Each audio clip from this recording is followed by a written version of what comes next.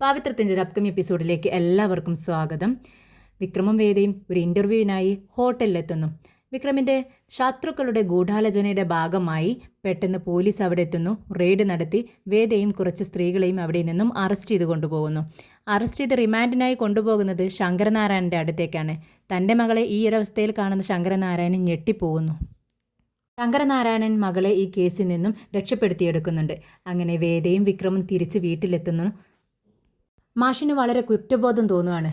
വിക്രമിൻ്റെയും വേദയുടെയും വിവാഹം നിയമപ്രകാരം നടത്താത്തത് കൊണ്ടാണല്ലോ ഇങ്ങനൊരു നാണക്കേട് തൻ്റെ കുടുംബത്തിന് വന്നതെന്ന് നമ്മുടെ മാഷിന് ബോധ്യപ്പെടുകയാണ്. അങ്ങനെ മാഷ് ഒരു തീരുമാനത്തിലെത്തുകയാണ്. വിക്രമിൻ്റെയും വേദയുടെയും വിവാഹം എത്രയും പെട്ടെന്ന് നടത്തണം. ആ വിവരം നമ്മുടെ കമലാമ്മയും മാഷ് അറിയിക്കുകയാണ്. തൻ്റെ മക്കളോടും പറയുന്നുണ്ട്, വേദയുടെയും വിക്രമിൻ്റെയും വിവാഹമാണ്, അതായത് നിങ്ങളുടെ അനിയൻ്റെ വിവാഹം നമുക്ക് പെട്ടെന്ന് തന്നെ നടത്തണം. ഞാൻ എല്ലാം അറേഞ്ച്മെൻറ്റ്സും ചെയ്യാം, നിങ്ങൾ എന്നോടൊപ്പം നിൽക്കണമെന്ന് വിശ്വത്തിനോടും വിനയനോടും നമ്മുടെ മാഷ് പറയുന്നുണ്ട്. എന്നാൽ ഇത് കേട്ടിട്ട് ഞെട്ടുന്നത് നമ്മുടെ നന്ദിനിയാണ്. എല്ലാവരും സന്തോഷത്തോടെ നിൽക്കുന്ന സമയത്ത് നന്ദിനിക്കും നമ്മുടെ കമലാമ്മയ്ക്കും മാത്രം ഇതൊരു ഞെട്ടലോടുകൂടി മാത്രമാണ് കേൾക്കാൻ കഴിയുന്നത്. അങ്ങനെ രാത്രിയായതും ഭക്ഷണമൊക്കെ വിളമ്പി വെച്ച് നമ്മുടെ വിക്രമിനെ ഭക്ഷണം കഴിക്കാനായി വിളിക്കുകയാണ് വേദ. ഇതേ സമയം വിക്രം ഇങ്ങനെ സൂക്ഷിച്ചു നോക്കുന്നുണ്ട് വേദയുടെ മുഖത്തേക്ക്. അങ്ങനെ വേദ ചോദിക്കുന്നുണ്ട്, നീ എന്താ വിക്രം ഇങ്ങനെ സൂക്ഷിച്ചു നോക്കുന്നത്, എന്നെ ആദ്യമായി കാണുന്നത് പോലെ? ഇത് കേട്ടിട്ട് വിക്രം പറയുന്നുണ്ട്, അല്ല ഞാൻ ചിന്തിക്കുകയായിരുന്നു വേദേ, നിനക്ക് ഒരു കുറ്റബോധമോ ഒരു വിഷമമോ ഒന്നും തോന്നുന്നില്ലേ? എന്തിനെന്ന് ചോദിക്കുമ്പോൾ വിക്രം പറയുന്നുണ്ട്, അല്ല അത്രയും അപമാനിതനായി നിൻ്റെ അച്ഛൻ്റെ മുന്നിൽ നീ നിന്നപ്പോൾ, അതും ഇമാതിരി ഒരു ഇമ്മോറൽ കേസ് നിൻ്റെ മേൽ ചാർത്തിക്കൊണ്ട് അങ്ങനെ നിൽക്കുന്ന സമയത്ത് നിനക്ക് വിഷമം തോന്നിയില്ലേ എന്ന് ചോദിക്കുകയാണ്. ഇത് കേട്ടിട്ട് വേദ പറയുന്നുണ്ട്, എന്തിനും ഞാൻ വിഷമിക്കണം? എന്നോടൊപ്പം ഉണ്ടായിരുന്ന ആ സ്ത്രീകൾ അവരിങ്ങനെ ആക്കിയത് ഈ സമൂഹമാണ്. അവർ വേണമെന്ന് വെച്ചിട്ടല്ല അങ്ങനെ ആയിപ്പോകുന്നത്. അതുകൊണ്ട് അവരുടെ കൂട്ടത്തിൽ ഞാനും ഉൾപ്പെട്ടു എന്ന് കേട്ടപ്പോൾ എനിക്ക് ഒട്ടും കുറ്റബോധം തോന്നിയിട്ടില്ല. എൻ്റെ അച്ഛനും അതും ഉണ്ടായില്ലല്ലോ. എൻ്റെ അച്ഛൻ നിങ്ങളോട് ദേഷ്യപ്പെട്ടത് എന്തിനു വേണ്ടിയാ? നമ്മുടെ വിവാഹം നിയമപ്രകാരം നടത്തിയിട്ടില്ല, ആ ഒരു കാര്യം പറഞ്ഞിട്ടല്ലേ അച്ഛൻ നിങ്ങളോട് ദേഷ്യപ്പെട്ടത്, അല്ലാതെ അച്ഛന് മാനക്കേടൊന്നും തോന്നിയിട്ടില്ല എന്നിങ്ങനെ പറയുകയാണ് നമ്മുടെ വേദ. എന്നാൽ ഇതെല്ലാം ഒരു അത്ഭുതത്തോടു കൂടി മാത്രമാണ് വിക്രമിനെ കേട്ടു നിൽക്കാൻ കഴിയുന്നത്. അതെ, നീ പറഞ്ഞത് ശരിയാ. നമ്മുടെ വിവാഹം നിയമപ്രകാരം നടത്താൻ അച്ഛൻ തീരുമാനിച്ചു. അതെന്തായാലും സന്തോഷം. വേദയും പറയുന്നുണ്ട്, സന്തോഷമായല്ലോ നിനക്ക്. ഇനി അതുകൂടിയേ നടക്കാനുള്ളൂ. ഇനി നമുക്ക് സന്തോഷത്തോടെ എല്ലാവരെയും പോലെ ഈ സമൂഹത്തിൽ ജീവിക്കണം. പക്ഷേ അതിന് ഒരു കാര്യം നീ ചെയ്തു തരണം എനിക്ക്. അതുകൂടി ചെയ്താലേ നമ്മുടെ ജീവിതം എന്നേക്കുമായി സേഫ് ആകത്തുള്ളൂ എന്ന് പറയാണ്. ഇത് കേട്ടിട്ട് വിക്രം എന്താ ഞാൻ ചെയ്യേണ്ടതെന്ന് ചോദിക്കുന്നുണ്ട്. നീ എനിക്കൊരു സത്യം ചെയ്തു തരണം. നീ ഇനി ഒരിക്കലും ആരെയും തല്ലില്ല, ആരോടും വഴക്ക് കൂടാനോ അടിപിടി കൂടാനോ ഒന്നിനും പോകത്തില്ല എന്ന് എനിക്ക് സത്യം ചെയ്തു തരണമെന്ന് പറയാണ്. എന്നിട്ട് തൻ്റെ കൈ ഇങ്ങനെ നീട്ടുന്നുണ്ട്. എന്നാൽ വിക്രം അതിന് സമ്മതിക്കാത്ത മട്ടിലിങ്ങനെ ഒന്ന് അമാന്തിച്ച് നിൽക്കുകയാണ്. അപ്പോൾ വേദ പറയുന്നുണ്ട്, എന്താ വിക്രം, നിന്നെക്കൊണ്ട് പറ്റില്ല അല്ലേ? അതുകൊണ്ടല്ലേ നീ എനിക്ക് സത്യം ചെയ്തു തരാത്തത്? ഇത് കേട്ടതും വിക്രം പെട്ടെന്ന് തൻ്റെ കൈ എടുത്ത് വേദയുടെ ഉള്ളം കൈയിലേക്ക് വെച്ച് കൊടുക്കുകയാണ്. എന്നിട്ട് പറയുന്നുണ്ട്, ഇല്ല, ഇനി ഒരിക്കലും ഞാൻ ആരെയും അടിക്കത്തില്ല. എന്നെ ഒരാൾ അടിച്ചാൽ പോലും ഞാൻ തിരിച്ചു തല്ലത്തില്ല.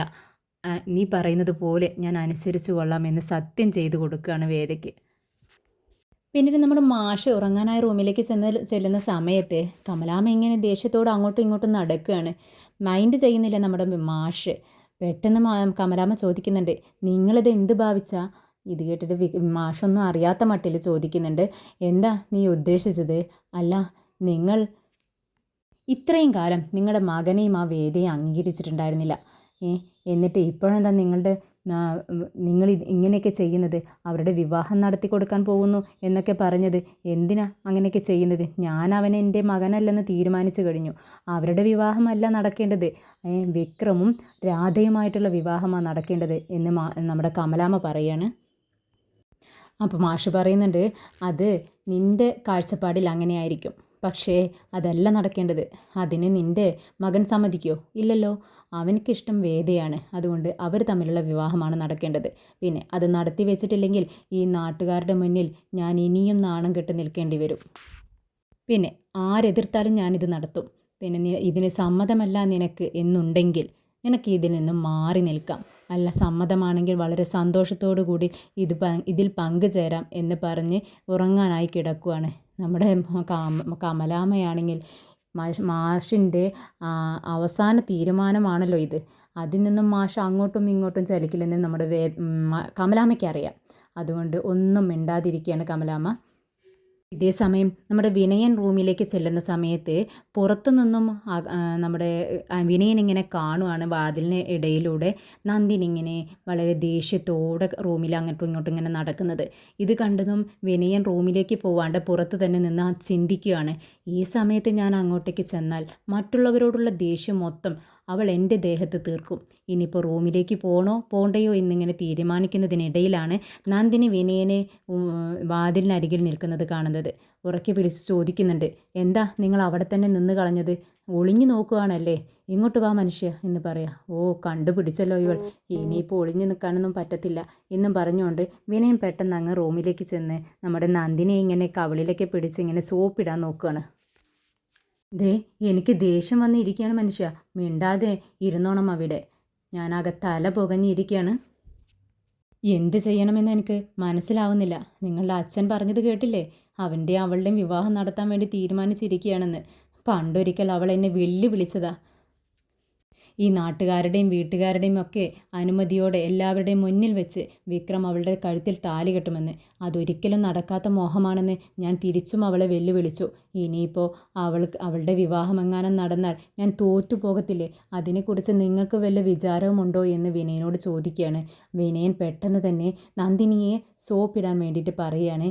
നന്ദിനി, എന്ത് വേണമെങ്കിലും സംഭവിക്കട്ടെ, നമ്മൾ പെട്ടെന്ന് തന്നെ ഈ വീട്ടിൽ നിന്നും വേറൊരു വീട്ടിലേക്ക് മാറി താമസിക്കത്തില്ലേ? അപ്പോഴേക്കും നമുക്ക് പെട്ടെന്ന് തന്നെ ഒരു കുറച്ച് സ്ഥലം വാങ്ങി വീട് വെച്ച് സ്വന്തമായി കാറ്, സ്വന്തമായി വീട്, അങ്ങനെയൊക്കെ ആയിട്ട് നമ്മൾ താമസം മാറത്തില്ലേ? പിന്നെ എന്തിനാ നീ അവളുടെ മുഖം കാണുന്നത്?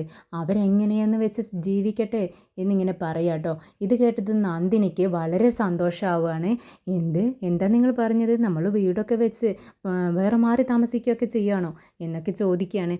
അപ്പോൾ നമ്മുടെ വിനയം പറയുന്നുണ്ട്, പിന്നല്ലാതെ ഞാനിതാ ആലോചിച്ചുകൊണ്ടിരിക്കുമല്ലേ, താമസിക്കാതെ തന്നെ എല്ലാം ശരിയാവും, നീ ഒന്ന് സമാധാനത്തോടെ കിടന്നുറങ്ങ് നന്ദിനി എന്ന് പറയുകയാണ്.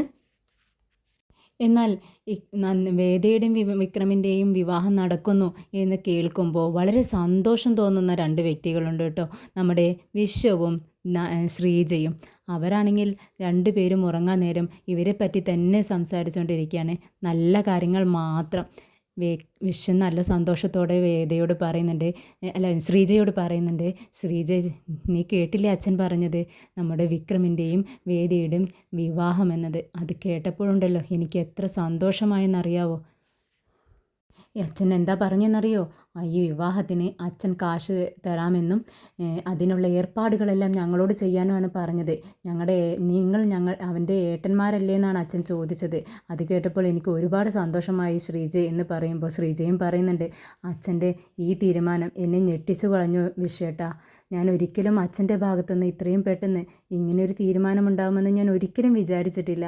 വേദയ്ക്കും വിക്രമിനും എത്രമാത്രം സന്തോഷമായെന്നറിയാവോ? വേദ എത്ര നല്ല കുട്ടിയാണെന്നറിയാവോ? നമുക്കിപ്പോൾ ഇങ്ങനൊരു ഷോപ്പും നിങ്ങൾക്കിങ്ങനൊരു ജോലി, ഇതിനൊക്കെ കാരണക്കാരി ആരാ? അവളാ. നമുക്ക് രണ്ടുപേർക്കും ഇപ്പോൾ ഒരു വരുമാനമുണ്ട്. വേറെ ആരെങ്കിലും ആയിരുന്നെങ്കിൽ ഇങ്ങനെയൊന്നും ചെയ്യത്തില്ല. ഇത് കേട്ടതും വിശ്വം പറയുന്നുണ്ട്, നീ പറഞ്ഞത് ശരിയാ ശ്രീജെ, അവളായതുകൊണ്ട് മാത്രമാണ് നമുക്ക് ഇത്രയും സപ്പോർട്ടായി നിന്നത്. ഇത് കേട്ടതും ശ്രീജ പറയുന്നുണ്ട്, എനിക്കിനി ഒരു ആഗ്രഹം കൂടിയുണ്ട്. എന്താണെന്ന് വിശ്വം ചോദിക്കുകയാണ്. അത് നമുക്കിപ്പോൾ ഒരു വരുമാനമൊക്കെ ആയല്ലോ, ഇനി നമുക്ക് നമ്മുടെ മകളെ ഇങ്ങോട്ട് കൊണ്ടുവരുന്നതിനെക്കുറിച്ച് ചിന്തിച്ചൂടെ? അവൾക്കും ആഗ്രഹമുണ്ടാവുമല്ലോ അച്ഛൻ്റെയും അമ്മയുടെയും കൂടെ ജീവിക്കാൻ എന്ന് ചോദിക്കുകയാണ്. നമുക്ക് ചിന്തിക്കാം, ആലോചിക്കാം എന്ന് പറയുകയാണ് നമ്മുടെ വിശ്വം. നേരം വെളുത്തതും ജനലിലൂടെയുള്ള വെളിച്ചം കണ്ണിലേക്ക് തട്ടുമ്പോഴാണ് വേദ പെട്ടെന്ന് ഞെട്ടി അങ്ങ് എഴുന്നേൽക്കുന്നത്. എന്നിട്ടിങ്ങനെ ചുറ്റും നോക്കുന്നുണ്ട്. വിക്രമാണെങ്കിൽ ഇതൊന്നും അറിയുന്നില്ല, സുഖമായി ഉറങ്ങുക. അങ്ങനെ വേദ ഇങ്ങനെ വിക്രമിൻ്റെ മുഖത്തേക്ക് തന്നെ നോക്കിയിരിക്കുക. എന്നിട്ടിങ്ങനെ മനസ്സിൽ ചിന്തിക്കുന്നുണ്ട്, കണ്ടില്ലേ അവനക്ക് എങ്ങനെ ഇങ്ങനെ കിടന്നുറങ്ങാൻ കഴിയുന്നു? എനിക്ക് രാത്രിയൊന്നും ഉറക്കമേ ഉണ്ടായിരുന്നില്ല. എന്തായാലും നല്ല സന്തോഷമുള്ള കാര്യമല്ലേ നടക്കാൻ പോകുന്നത്. ആഗ്രഹിച്ചിരിക്കുന്ന കാര്യം ഈ നാട്ടുകാരെ എല്ലാം അറിയെ ഞങ്ങളുടെ വിക്രം എൻ്റെ കഴുത്തിൽ താലി കെട്ടുന്നു. ഇതിലും വലിയൊരു സന്തോഷം എനിക്ക് വരാനില്ല. കള്ളൻ ഒന്നും അറിയാത്ത മട്ടിൽ കിടന്ന് ഉറങ്ങുന്നത് കണ്ടില്ലേ എന്നിങ്ങനെ പറഞ്ഞ് ഇരിക്കുമ്പോൾ പെട്ടെന്ന് വേദയ്ക്ക് ഈ സന്തോഷ വാർത്ത ആരോടാ പറയുക, ആരോടെങ്കിലും ഒന്ന് പറയണമല്ലോ എന്നിങ്ങനെ ചിന്തിച്ചിട്ടിരിക്കുന്ന സമയത്താണ് പെട്ടെന്ന് മുത്തശ്ശിയോട് പറയാം എന്ന് പറഞ്ഞുകൊണ്ട് ഫോൺ എടുത്ത് പുറത്തേക്ക് ഇറങ്ങുകയാണ്. മുത്തശ്ശിക്ക് ഫോൺ ചെയ്യുന്ന സമയത്ത് അമ്മയാണ്, പത്മമാണ് ഫോൺ എടുക്കുന്നത്. മോളെ വേദേ എന്ന് വിളിക്കുകയാണ്. അപ്പോൾ മുത്തശ്ശിയും പറയുന്നുണ്ട്, പത്മേ വേദയാണോ, ആ സ്പീക്കറിലിട്ട് ഫോൺ, എന്നിട്ട് ഇങ്ങോട്ട് വാ എന്ന് പറയുകയാണ്. അങ്ങനെ രണ്ടുപേരും മോളോട് സംസാരിക്കുകയാണ്. വേദ ഇങ്ങനെ പറയുന്നുണ്ട്, അതെ അവിടെ നിന്നും വന്നതും ഉണ്ടല്ലോ, ഇവിടെ ഭയങ്കര പ്രശ്നമാണ്, പെട്ടെന്നൊരു തീരുമാനമൊക്കെ എടുത്തു അച്ഛൻ എന്ന് പറയുകയാണ്. എന്ത് തീരുമാനം മോളെ എന്ന് പത്മ ഭയങ്കര ടെൻഷനോടെ തന്നെ ചോദിക്കുന്നുണ്ട്. അത് കേട്ടതും വേദ പറയുന്നുണ്ട്, അതെ നിയമപ്രകാരം ഞങ്ങളുടെ വിവാഹം നടന്നിട്ടില്ലല്ലോ, അപ്പോൾ അച്ഛൻ എത്രയും പെട്ടെന്ന് അതങ്ങ് നടത്താൻ വേണ്ടി തീരുമാനിച്ചു എന്ന് പറയാണ്. അപ്പോൾ പത്മയ്ക്കും മുത്തശ്ശിക്കും അത് വിശ്വസിക്കാൻ കഴിയുന്നില്ല. മുത്തശ്ശിയും പിന്നെയും ചോദിക്കുന്നുണ്ട്, മാഷ് പറഞ്ഞു അങ്ങനെ നടത്താമെന്ന് പറഞ്ഞോ മോളെ എന്ന് ചോദിക്കുക. അതേ മുത്തശ്ശി, അച്ഛൻ തന്നെയാണ് തീരുമാനിച്ചത്, അച്ഛൻ്റെ ചിലവിൽ തന്നെ എത്ര ചിലവ് വന്നാലും അത് നടത്തിയിരിക്കുമെന്ന് പറഞ്ഞിരിക്കുകയാണ് എന്ന് പറയാണ്. ഇത് കേട്ടതും മുത്തശ്ശി പറയുന്നുണ്ട്, ഇനി നമ്മുടെ വിക്രം ഈ ഗുണ്ടായിസൊക്കെ നിർത്തിവെച്ച് നല്ല കുട്ടിയായാൽ നിനക്ക് നമ്മൾ ആഗ്രഹിച്ചതുപോലൊരു ജീവിതം കിട്ടും, ദൈവം നമ്മളെ കൈവിടത്തില്ല മോളെ എന്ന് പറയാണ്. ഞാൻ ഒരുപാട് നിനക്ക് വേണ്ടി പ്രാർത്ഥിക്കുന്നുണ്ട്, അത് വെറുതെ ആയില്ലല്ലോ എന്ന് മുത്തശ്ശി പറയാണ്. ഇത് കേട്ടതും നമ്മുടെ വേദ പറയുന്നുണ്ട്, മുത്തശ്ശി അതിനും ഒരു തീരുമാനമാവും, നമ്മുടെ വിക്രം എനിക്ക് വാക്ക് തന്നിട്ടുണ്ട്, ഇനി അടിപിടിക്കൊന്നും പോവത്തില്ലെന്ന് എന്നെ തൊട്ട് സത്യം ചെയ്തിട്ടുണ്ടെന്ന് പറയാണ്. ഇത് കേട്ടതും മുത്തശ്ശിക്കും പത്മത്തിനും വീണ്ടും സന്തോഷമാവുന്നുണ്ട്. എന്നിട്ട് പക്ഷെ നമ്മുടെ വേദ പറയുന്നുണ്ട്, എന്തായാലും വിവാഹത്തിന് നിങ്ങൾ പങ്കെടുക്കണം എന്ന് പറയാണ്. അത് കേട്ടതും പത്മം പറയുന്നുണ്ട്, നിൻ്റെ അച്ഛൻ്റെ സ്വഭാവം നിനക്കറിയാലോ, അച്ഛൻ വിടുവോ എന്നറിയത്തില്ല. ഇത് കേട്ടതും മുത്തശ്ശി പറയുന്നുണ്ട്, എന്താ പത്മം നീ ഇങ്ങനെയൊക്കെ പറയുന്നത്, സ്വന്തം മകളുടെ വിവാഹത്തിന് നീ ചെന്നില്ലെങ്കിൽ അത് ശരിയായ കാര്യമാണോ, അവനെ കൊണ്ട് സമ്മതിപ്പിക്കുന്ന കാര്യമൊക്കെ ഞാൻ ഏറ്റെടുത്തോളാം, ഞാൻ സമ്മതിപ്പിച്ചോളാം, നീ പോകാൻ റെഡിയായി ഇരുന്നാൽ മാത്രം മതി എന്ന് പറയാണ്. ഇത് കേട്ടതും വേദ ഇങ്ങനെ നിന്ന് ഫോൺ ചെയ്യുന്നത് എഴുന്നേറ്റ് വരുന്ന വിക്രം കാണുന്നുണ്ട്. വിക്രം പെട്ടെന്ന് വന്ന് പിറകിലൂടെ വന്ന് നമ്മുടെ വേദയുടെ അരയിലൂടെ അങ്ങ് കെട്ടിപ്പിടിക്കുകയാണ്. എന്താ ഇത് വിക്രം, വിട് വിക്രം എന്നിങ്ങനെ പതുക്കെ പറയാണ്. ഇത് കേട്ടതും വേദ ഇങ്ങനെ പുലമ്പുന്നത് പെട്ടെന്ന് പത്മയ്ക്ക് ഫോണിലൂടെ കേൾക്കുകയാണ്. മുത്തശ്ശിയും കേൾക്കുന്നുണ്ട്. എന്താ മോളെ, എന്താ എന്ന് ചോദിക്കുകയാണ്. അപ്പോൾ വേദ പെട്ടെന്ന് പറയുന്നുണ്ട്, അത് അമ്മ ഒരു പൂച്ച. എന്ത് പൂച്ചയോ എന്ന് ചോദിക്കുന്നുണ്ട് പത്മം. പക്ഷേ മുത്തശ്ശിക്ക് കാര്യം മനസ്സിലാവുന്നുണ്ട്, വിക്രമായിരിക്കും എന്ന് മുത്തശ്ശി ഇങ്ങനെ ചിന്തിച്ചുകൊണ്ട് പുഞ്ചിരിച്ച് കള്ളച്ചിരിയോടെ ഇരിക്കുകയാണ്. അപ്പോൾ വേദ പറയുന്നുണ്ട്, ഒരു പൂച്ച അമ്മേ, ആ പൂച്ച ഇടയ്ക്കിടയ്ക്ക് ഇവിടെ വരും, പാവം പൂച്ചയാ, അതിന് വല്ല ഭക്ഷണമൊക്കെ വിശന്നിട്ട് വരുന്നതാ, വല്ല ഭക്ഷണമൊക്കെ കൊടുത്തു കഴിഞ്ഞാൽ മിണ്ടാതെ ഒരു പാത്ത് കിടന്ന് ഉറങ്ങിക്കോളും എന്ന് പറയാണ്. അപ്പോഴാണ് വിക്രമിൻ്റെ സൗണ്ട് വീണ്ടും പത്മം കേൾക്കുന്നത്. പത്മത്തിനപ്പോൾ കാര്യം പിടികിട്ടി. അത് കുറുമ്പനായൊരു പൂച്ചയാണെന്ന് തോന്നുന്നുണ്ടല്ലോ മോളെ, എന്നാൽ നീ ചെന്ന് വേഗം ആ പൂച്ചയ്ക്ക് വിശക്കുന്നുണ്ടാവും, ഭക്ഷണം കൊടുക്കും മോളെ എന്ന് പറയുകയാണ്. അങ്ങനെ വേദ എന്നാൽ ശരി ഓക്കെ അമ്മയെന്ന് പറഞ്ഞ് ഫോൺ കട്ട് ചെയ്യുന്നുണ്ട്.